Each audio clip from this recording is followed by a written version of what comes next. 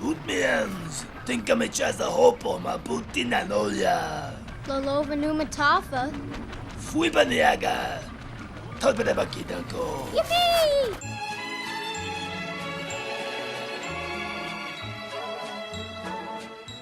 What? You think you're some kind of Jedi? Your tricks won't work on me. I don't know. I couldn't think of a better way to start. Welcome to It's Always Sunny on Tatooine, Naboo, whatever galaxy Coruscant. far away. It's always sunny in this galaxy far away. Actually, I guess It's Always Sunny in Tatooine makes sense because they have two suns. I'm your host, Red. Want you to introduce yourself? I know you already did the Watto, but he's Italian! I'm Lugia, hi. I'm a person, and my name is Patty. Yeah, I don't think Watto's supposed to be Italian. He says he's a Tordarian, or Tordarian. I think that's how you pronounce it, but when I heard it the first time, I thought he said, I'm Italian, your Jedi mind tricks want to work on me! That makes sense. But yeah, anyway, today we're going to be taking our first step into arguably the defining film franchise, Star Wars. We're going to be talking about Star Wars Episode 1, The Phantom Menace. Just to be clear, this is not the first Star Wars film ever released. That would be A New Hope, which is considered Episode 4. Yes, this is just the first chronologically, and from what I've researched, Lucas does prefer that people watch this one first. Watch it in chronological order. So I guess if you want to go to the production of this, it technically does start in 1977 because George Lucas wrote like a massive screenplay apparently, and it wasn't like he didn't write like the whole like 6-story movie thing, but he came up with a general plan that he would have the original story, the original Star Wars story, and then he had a sequel for it. That was going to be a sequel trilogy of sorts. He never got to make that, unfortunately. And he came up with a backstory. That backstory was going to became the prequel trilogy. Before we start, what is your guys' history with the Star Wars franchise? If memory serves me correct, I've seen every theatrical film except for episodes 1 and 2. Oh, so you never saw Attack of the Clones either? I've seen clips of it, but I can't recall if I've ever seen it in full. Same for this one. As a kid, I saw Revenge of the Sith, and for a while that was the only Star Wars movie I had seen. I barely even remembered Revenge of the Sith when I saw it, Yeah, I had very little connection with Star Wars up until after The Force Awakens came out. I decided, hey, I should probably, watch some of these movies. So I saw the original Star Wars film, and then I still hadn't seen the others. I only saw the original Star Wars film up until the week before The Rise of Skywalker came out, when you, Lugia, got us tickets, and I was like, wait, I haven't seen these movies yet. So I just spent the week, like every day, I just watched a Star Wars movie or two lead up to Rise of Skywalker. I should also make clear that other than Force Awakens, of the Star Wars movies I have seen, I've only seen them all once. I personally have seen all the mainline ones, 1 through 9. I've dabbled in the Clone Wars TV show, the 3D animated one, not the 2D one. And I've also seen Rogue One and Solo, and the holiday special, more times than I'd like to admit. But I haven't seen the TV shows. I haven't seen Mandalorian or any of those other ones outside of Clone Wars. Yeah, neither have I. I guess since you mentioned it, I have seen both Clone Wars shows in their entirety. I played a few of the games too. Not like any of like the major story ones, like Knights of the Old Republic. I haven't played those, but Lego Star Wars. If we're bringing the video games into this, my Star Wars nostalgia is mostly rooted in the Lego games. I share that sentiment too. I played the Pod Racer and the that one like Star Fox one that released on the GameCube. Oh, and I also played that Force Unleashed. Yeah. Anyway, so we've all had like a decent amount of experience with Star Wars, though probably less than the average person. Ironically, We know the basics at least. It's also why I'm comfortable starting with 1, because it's not like if we ever refer to the future movies, anyone's going to be lost. So before Lucas started writing, his producer was preparing for the movie, and they were preparing for the movie via the Young Indiana Jones Chronicles. A lot of the decisions in that show led to a lot of the technology they used in the Young Indiana Jones Chronicles would later be used in Phantom Menace. That show is basically sort of a testing ground. Also imagine the fact had a young protagonist was also sort of something they were toying around with. But anyway, within about 3 to 4 months of About like in the mid '90s. It's around like '95 is when the actual art development for Phantom Menace specifically started, and George Lucas began sort of the writing process a few months into that. And yeah, so the development process for Phantom Menace was pretty extensive because he wanted to create like all these new worlds, all these new aliens, new everything. And I believe a lot of the stuff he developed for Phantom Menace was like intended for the whole trilogy. Lucas intended Episode One to be incredibly stylistically different from the other Star Wars movies. He wanted it to feel like a period piece almost, and there was a history leading up to A New Hope. So yeah, and he made sure that it was going to take place on 3 different planets, and he wanted each planet to look completely different. And plus, there were some varied environments because Naboo had multiple cities. We saw the human stuff and the Yeah, there was the Gungans. plane, and there was the underwater city as well. So yeah, a lot of like the development of pre-production was just the design of everything. And yeah, they even had like people with background in zoology and anatomy to come up with a lot of the alien design. So yeah, just a very extensive pre-production.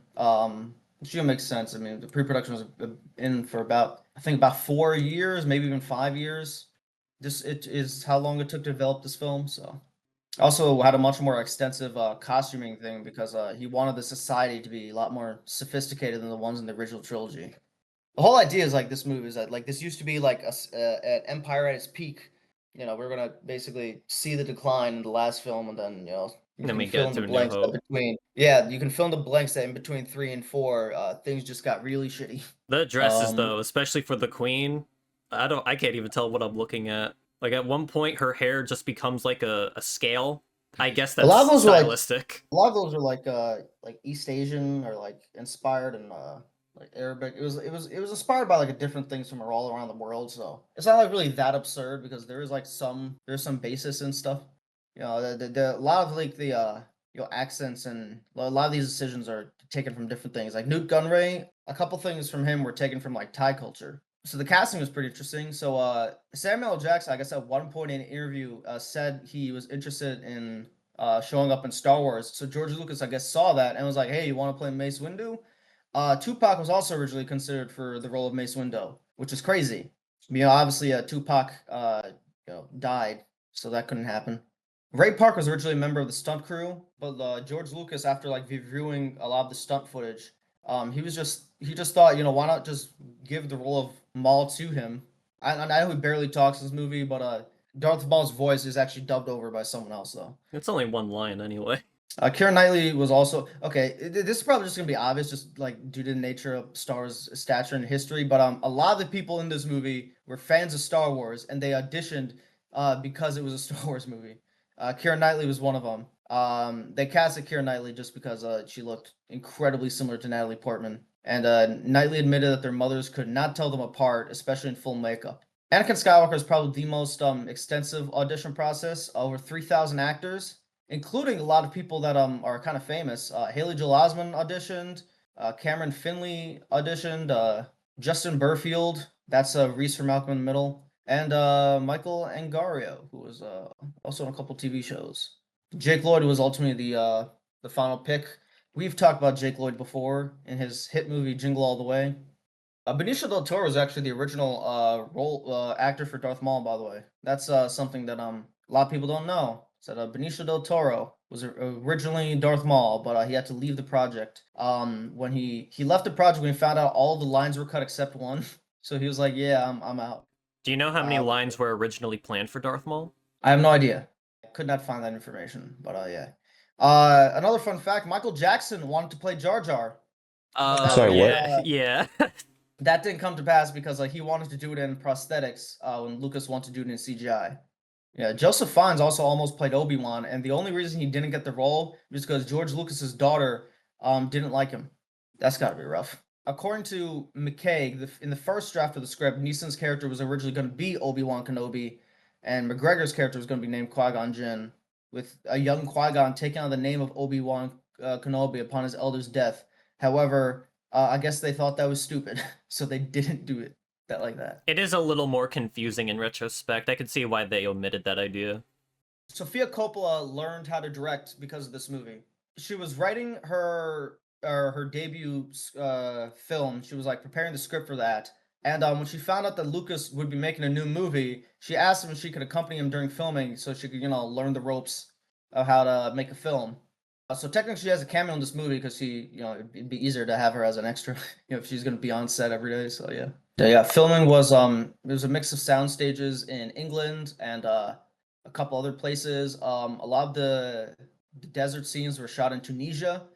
There's a lot of other things. I think the city of Tozeur, which is in Tunisia, was a major location. This is also the last Star Wars movie to be shot on 35 millimeter film, as George Lucas switched to digital for the next two, as he was sort of pioneering that technology.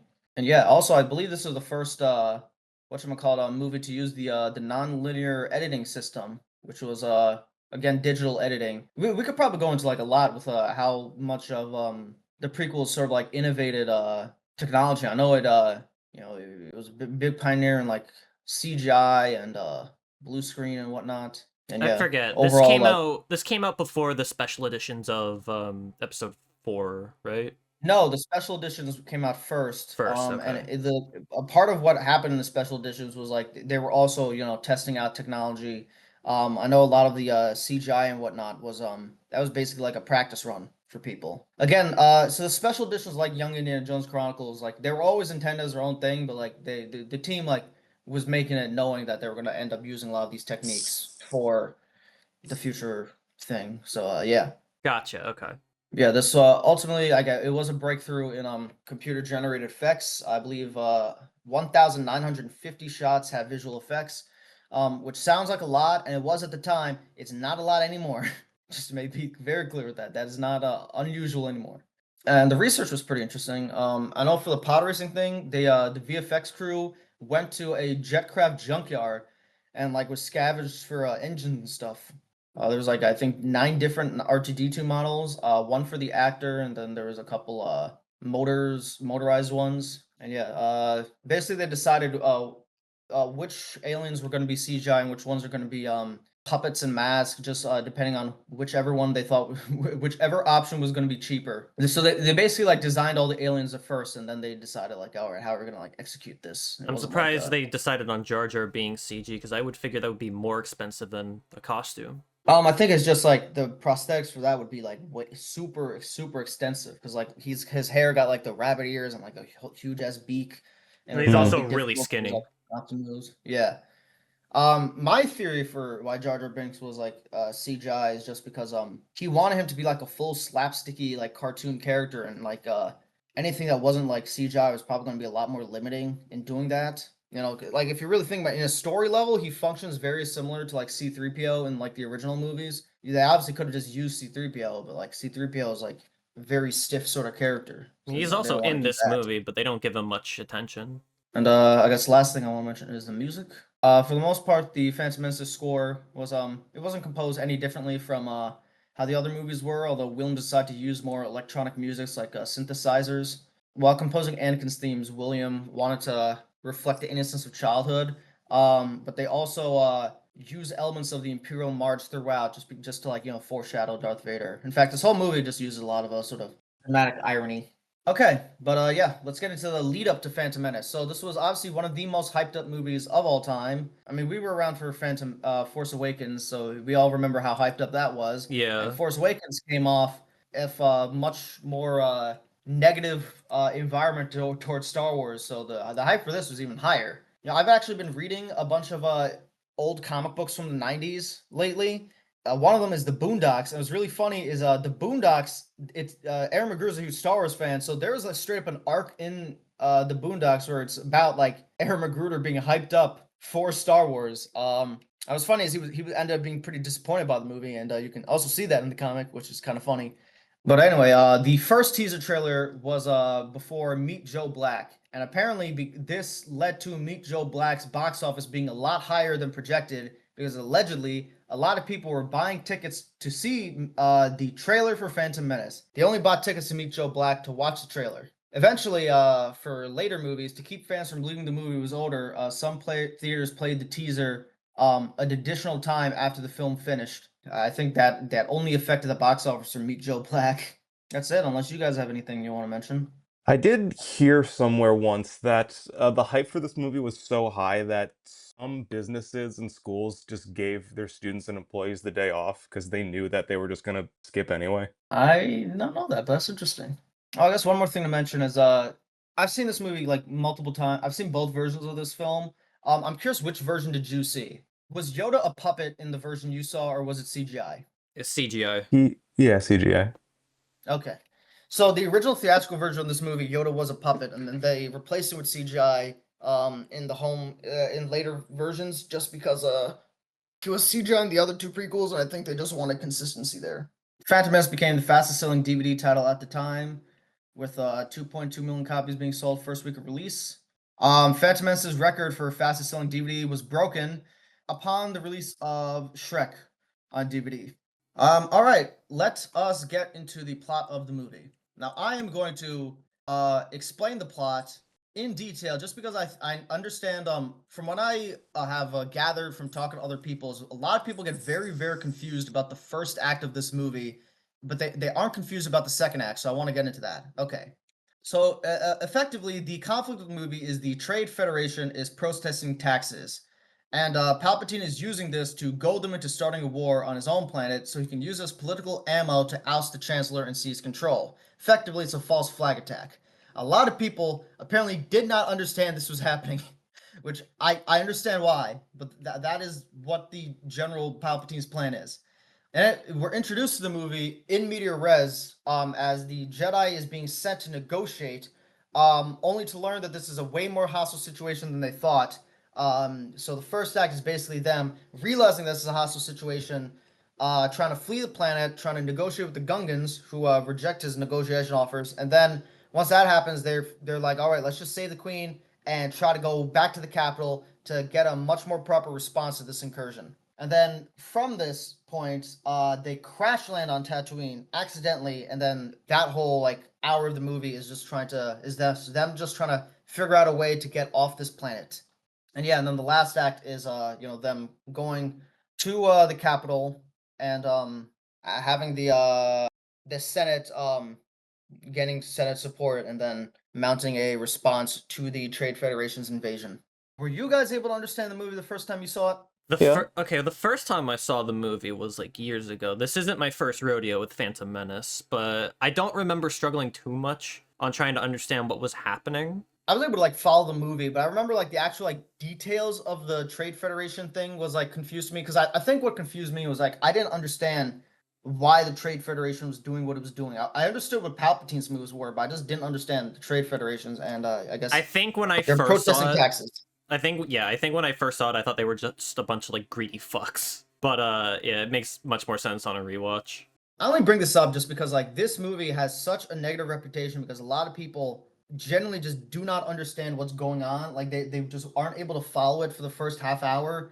And by that point they just kind of get sour to the movie. And I was like, huh. I thought people didn't like this film because of the pacing and the space politics. And they just wanted to see cool people use lightsabers to kill other people. Well, that's the exact thing I'm saying. Is like the first act is like a lot of like the setup is rooted in politics, and because they can't follow the politics, they get very confused the rest of the movie. And also, admittedly, I do kind of agree with the pacing issues, because I think the first act is very rushed, and it only gets like to a normal pace once they land on Tatooine. When I was watching this movie, I was like, man, this like first act is going like so fast. It's just like every scene, like someone walks in, we learn a little bit of information, and then shooting starts, and they immediately have to run. And I was like, okay, it reminded me of like fucking Aquaman or whatever. But, Aquaman was a much more simpler movie, so it wasn't like that big a deal.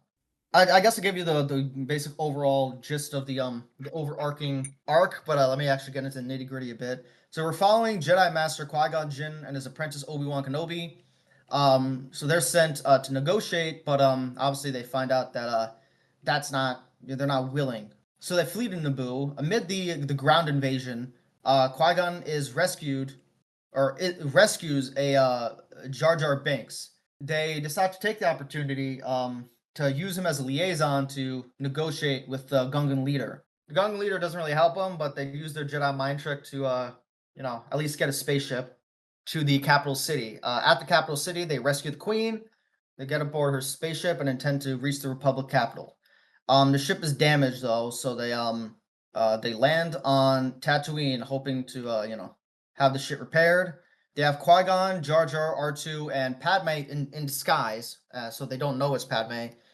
Go to Mos Espa to purchase new parts for a hard drive. They have Obi-Wan stay on the ship to, I guess, I don't know, keep an eye on the Queen. And this is when Anakin is introduced. Once we're given a gist of Anakin and his whole deal, the fact that he might have the Force and all that stuff.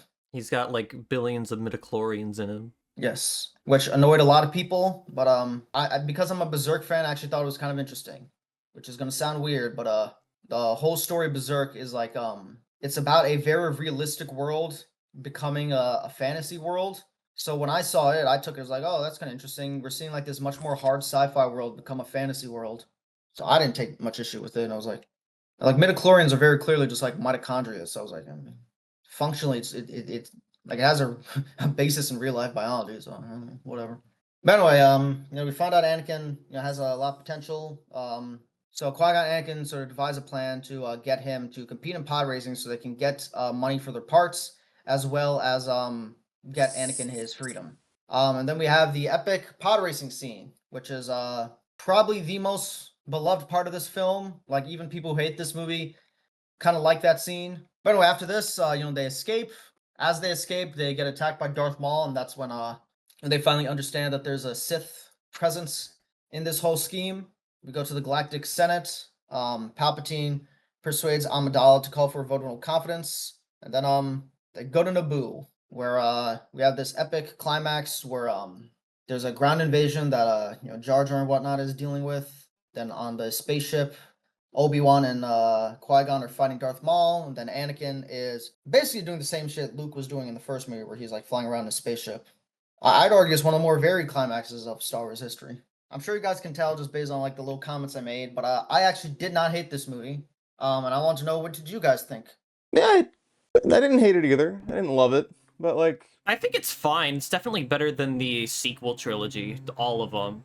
Yeah, like I went into this movie like everyone being like, this like ruined my childhood, it's the worst thing ever. And I watched it, I was like, that's a pretty good kids movie. It's like, if I saw it when I was a kid, I probably would have loved it.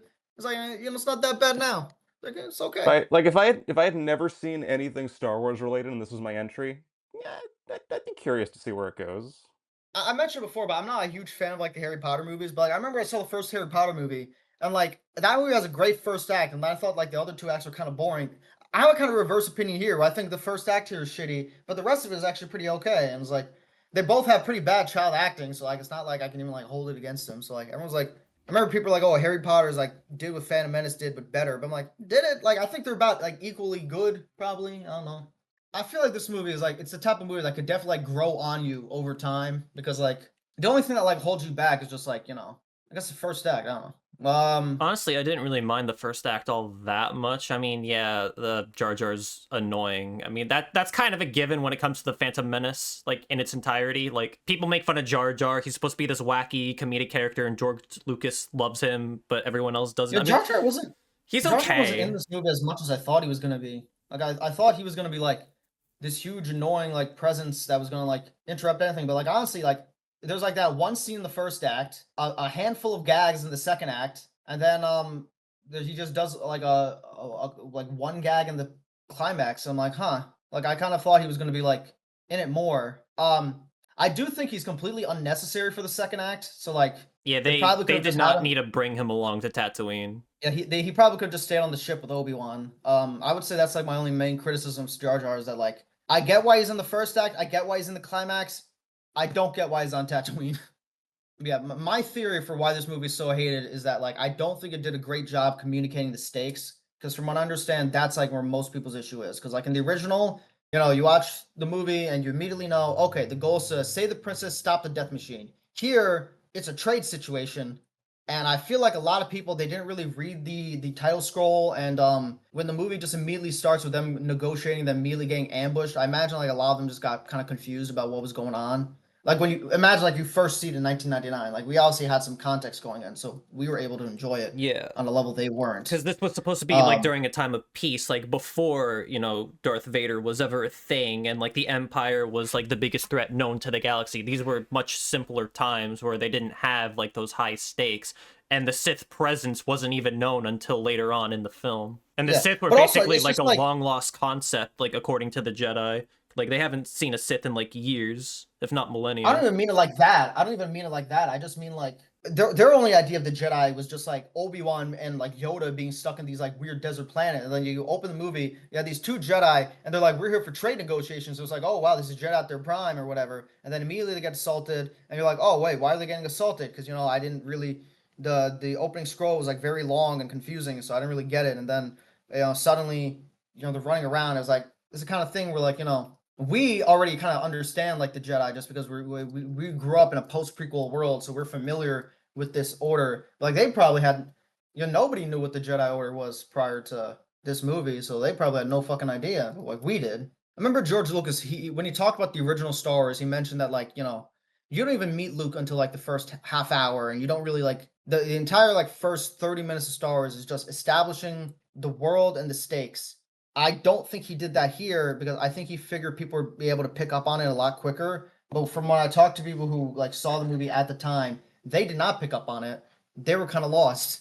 And yeah, I think that's sort of like the big issue. And that's probably why like it lands better with people our age because we just had like a more familiarity with it. And first impressions like obviously leave like a really bad taste in people's mouth. So like they just got a bad first impression, and that's kind of what threw them off. I also think that's why the pod racing scene has always been sort of the exception to the movie because I feel like they do a lot more to sort of establish the world of Tatooine.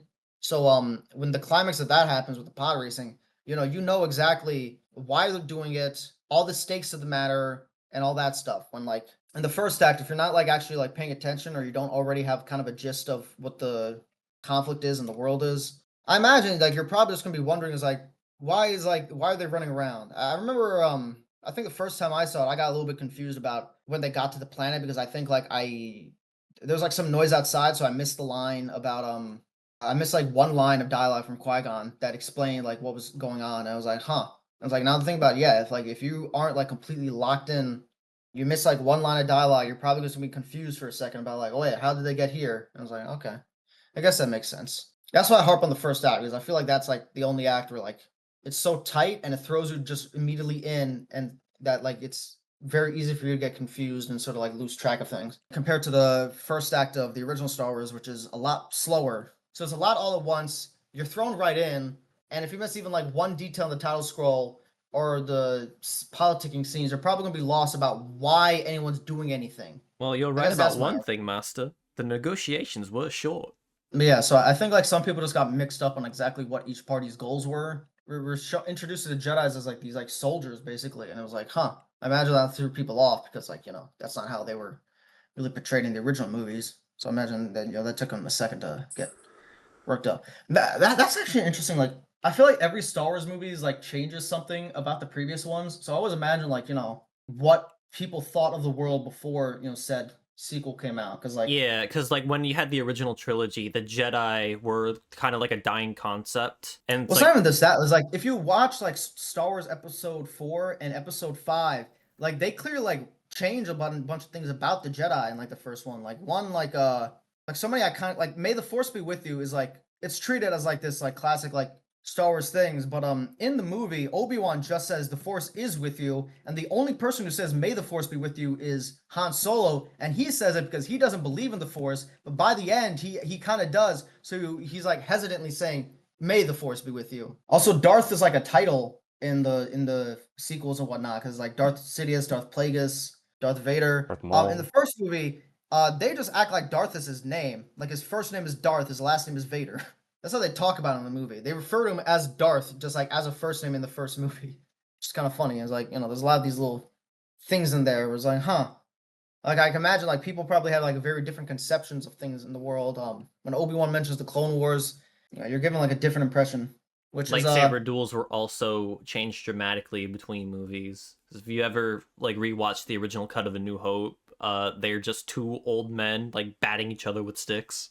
Yeah, like I mean, to be fair, lame by comparison to like what comes after.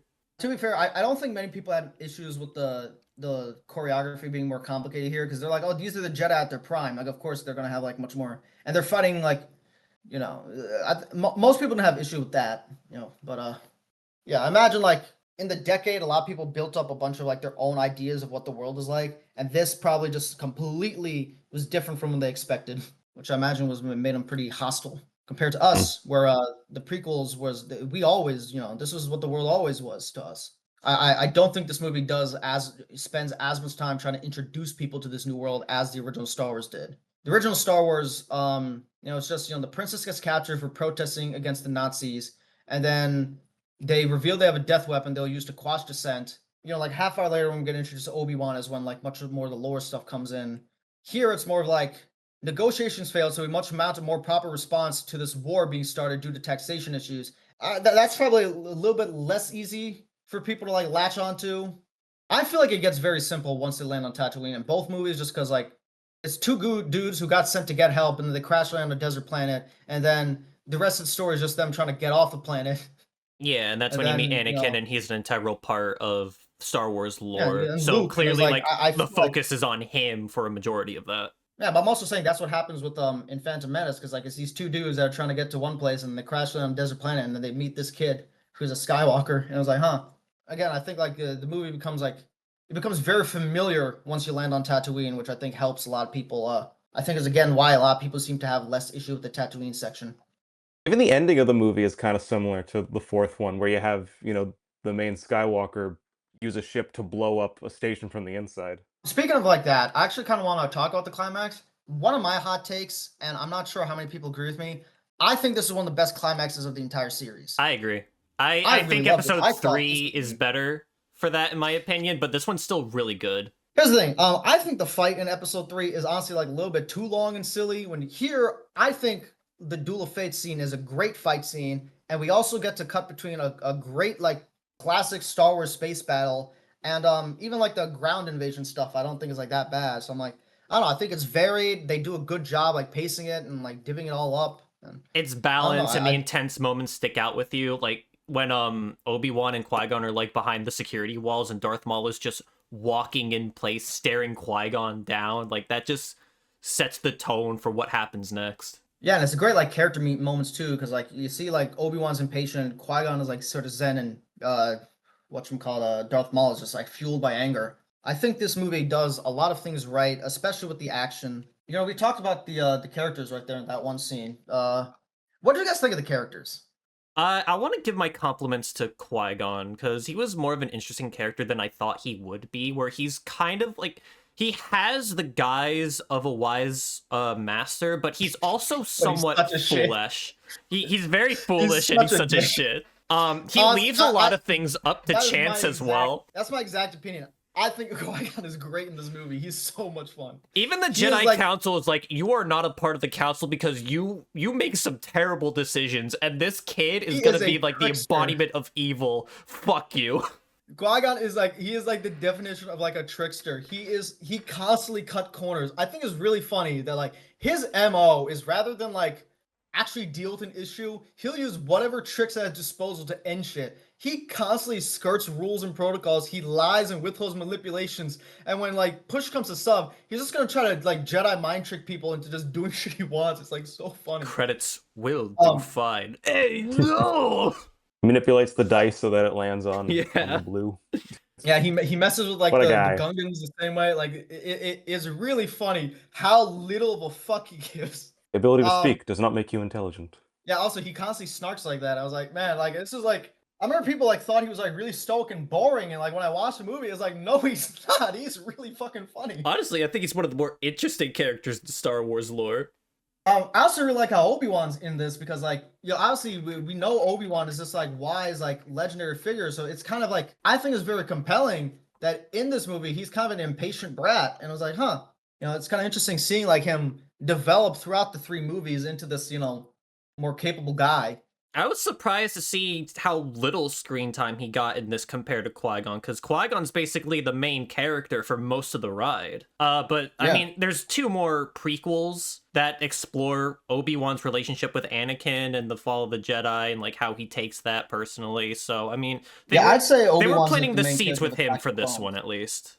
In this movie, I for would like say the Obi-Wan's the entire main middle character of Attack section, of the Clones. he's on the ship away from like all the stuff happening with Anakin. I'd say Obi-Wan is like the main character of Attack of the Clones, and I guess Anakin's the main character of Revenge of the Sith. So it's also really funny how like constantly like Padme's telling Qui-Gon, "Hey, we can't do this," and Qui-Gon's like, "Shut up, little girl, we're doing it." I think he worked as like the dreamer sort of heart of the movie, even though like there's not too much to him. I kind of thought the naivety worked. And Watto was funny. A lot of the side creatures, like I don't know. I'd say like Jar Jar is probably like the only real annoying character in this movie. He's like the only one that really like grated on me. But even then, you know, like I said, he's not in it as much as I thought.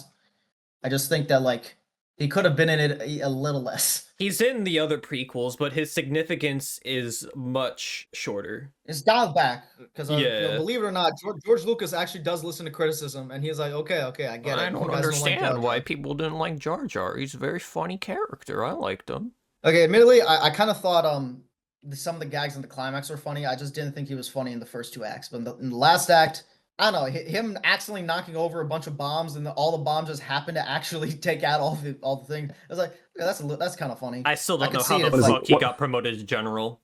I did like when that's a gag. The Gungan guy fucking hates Jar Jar, and he is like, okay, the best way to describe it. There's a scene in Game of Thrones where Sansa, who fucking hates Joffrey, basically says, it was like, where will you be fighting, my lord? It was like, oh, well, you must be fighting like, you know, in the real like thick of it. You know, you're gonna be in the worst parts of the battle, because that's where my brother Rob is, and that dude, he's a bitch compared to you. The whole gag is like, the person who put him there fucking hates him, and like that's the gag I took with like Jar Jar, because like the leader of the Gungans is like, you are going to be the general, and Jar Jar's like, fuck you mean I'm gonna be the general? I was like, it's the whole gag to me, and like throughout the whole movie, that Gungan leader is saying, "Oh fuck, Jar Jar's here. I fucking hate this guy." So the way I took it is the only reason he got promoted to general is because the guy thought Jar Jar was gonna die. Like he sent Jar Jar to his death. He was like, "Here's a gun. You are gonna be the first in line." And it was like, what the fuck, man?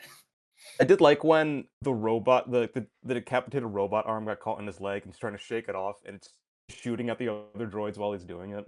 Yeah, like honestly, in theory, a lot of the slapstick in the climax kind of works. It's just, you know, him stepping in shit and him like getting his tongue electrocuted, like all that stuff is just kind of dumb. It's also balanced Yeah. out by the other moments within the climax, like the fight against Darth Maul and Anakin like piloting the Naboo starfighter. Okay, so I know we've been leaning pretty positive so far. This movie ain't perfect though. Like we can all no. agree to that, right? Yeah. No, it's not perfect. Again, pacing issues.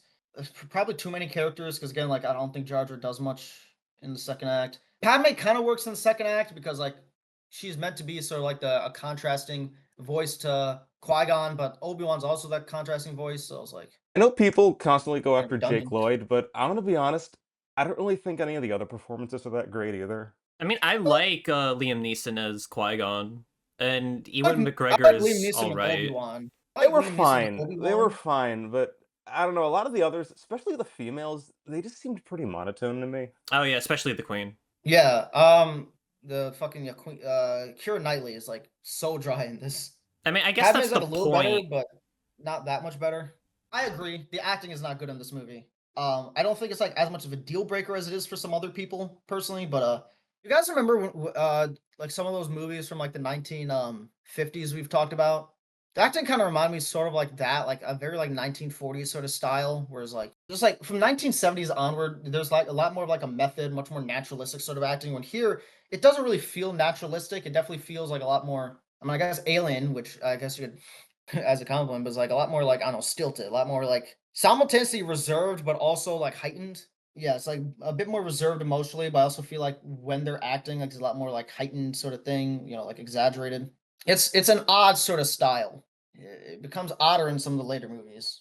Some lines are also out of place, but I mean that's kind of what makes the prequels so iconic. Are like the strange lines, like Anakin saying, "Now Sure. this is pod racing. I'll try spinning. That's a neat trick," or like stuff like that. Maybe I'm like I'm irony poison, but I kind of find George Lucas dialogue charming at this point. It's like that it didn't really bother me. The score. We haven't talked about the score. I have a similar opinion of this as I do the climax, where I honestly think it's the best of all the movies. I still don't know if it's the best, but it's damn good. Like especially during the fight against Darth Maul. Yeah, Duel of Fates is amazing. Probably the best song in the series. I think Anakin's theme is pretty good. I like a lot of like the things. It's either this or New Hope has the best score, because New Hope has like a lot of like really great songs. And like obviously like the later movies, they build up on a lot of the score that that's established. Yeah, they do some interesting stuff with Anakin's theme in the later movies. Yeah. I don't know. You guys have any more thoughts? Not really. I think that's about it. Okay, so I guess our general consensus is overhated, still flawed, but ultimately like kind of enjoyable. It's not bad by any means, far from it. Yeah, I'd probably give it a thumbs up. Not 2 thumbs up, but like a thumbs up. I liked it enough. Yeah. I don't even think it's the kids... worst prequel movie. I think that honor goes to Attack of the Clones, but we'll get there. Also, it's been some time. Maybe my opinion will change. I don't know. My opinion on Attack... I guess a little preview of Attack of the Clones. I think the Obi-Wan stuff in Attack of the Clones is unironically good, and I think the Anakin stuff is so funny, I can't hate it. But yeah, Attack of the Clones is probably the worst one. I mean, on a structural level, I think it's pretty good, but again, we'll get into that, whenever we get to it. But yeah, if you have kids, definitely check it out. I'd probably put in the same tier as like the first 2 Harry Potter movies. So if that's all for Phantom Menace, Lugia, it's your turn. Oh, right. I was a little scrambled for time on my next recommendation, but I think I got something down. I haven't seen this before, and I think it hasn't been terribly long since we last talked about this director, but I'm just going to go for it anyway. Next week, we're going to be doing Reservoir Dogs. All right, word. Yeah, I actually rewatched that movie like a month ago, but it'll be fun to talk about again. I've never seen it before. Really? I've also been bullied into trying to see it, so I may as well just get that out of the way. Yeah. What do you mean? Like, people have said, dude, you haven't watched Reservoir Dogs? What the fuck is wrong with you? Hey, don't feel bad. I haven't seen Reservoir Dogs either. So, yeah. I may as well just do this to fill a quota. I mean, I don't doubt it'll be good, but okay. I also feel like I need to see it. After next week, we will have discussed every 90s Tarantino movie. Because back in November, we did Jackie Brown. Like our first year, we did Pulp Fiction. Yeah, also, I saw like Reservoir Dogs like not too long ago, so I'm probably not gonna rewatch it because my thoughts are still fresh. But yeah. All right. I had an ending line, but I'm trying to remember what it was. Fear leads to anger. Anger leads to hate. Hate leads to suffering. And we do not hate this movie, so we do not suffer. I don't know. You just yabba dabba doo, bazinga.